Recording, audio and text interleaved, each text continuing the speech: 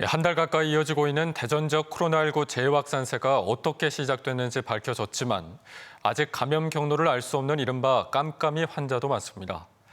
특히 전국 첫 교내 감염이 발생한 동구 지역에서 다시 동네 의원을 기점으로 2차 확산이 일어났는데 여전히 감염 경로를 명확히 알 수 없다는 점이 문제입니다. 계속해서 이승섭 기자입니다. 대전의 113번째 확진 환자인 40대 여성은 대전 동구의 한 교회에서 105번째 확진 환자와 접촉했고 이후 중학생과 초등학생 아들 2명이 확진됐습니다. 대전 천동초등학교에서는 같은 학년 학생 2명이 추가로 감염돼 전국 첫 교내 감염이 유력시되고 있지만 최초 감염 경로는 아직 미궁입니다.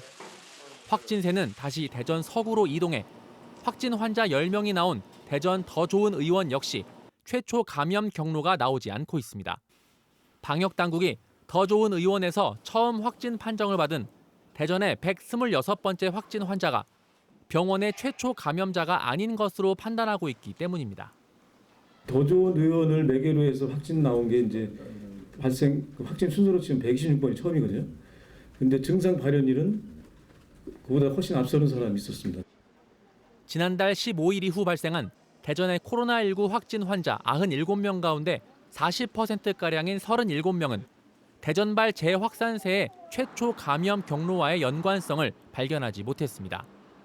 어디서 감염됐는지 모르지만 다른 감염의 경로로 이어지는 이른바 지표 환자가 두 자릿수에 달하고 있지만 역학조사가 확산 속도를 따라가지 못하고 있는 상황입니다. 이런 가운데 대전에서 코로나19 확진 환자 5명이 추가 발생했고 확진자가 근무하는 대전의 한 백화점은 긴급 방역을 마친 뒤 폐쇄됐습니다. 금산에서도 대전의 다단계 소모임과 관련한 확진 환자와 접촉해 자가격리 중이던 우즈베키스탄 국적 30대 남성이 확진됐습니다. 당진에서는 지난 5일 카자흐스탄에서 입국해 자가격리 중이던 30대 부부와 이들의 친구 등 외국인 3명이 코로나19 확진 판정을 받으면서 당진 지역 첫 환자로 기록됐습니다. MBC 뉴스 이승섭입니다.